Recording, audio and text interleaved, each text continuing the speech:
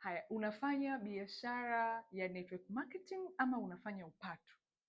Wamekuwepo watu wengi sana ambao wamekuwa wakifanya hizi biashara za network marketing au biashara ya mtandao kwa ushabiki, kwa mihemko, bila kujua exactly nini wanafanya. Ukweli ni kwamba biashara ya mtandao ama network marketing ni biashara professional kama professional zingine, ila watu wanaanza kuifanya katika hali ya upatu. Ndio maana wanajikuta wanapoteza muda sana. Yuko busy anaunga watu, anauza, alafu hakuna mabadiliko yoyote ambayo amekuwa akiyasikia ama akiona kwa watu wengine.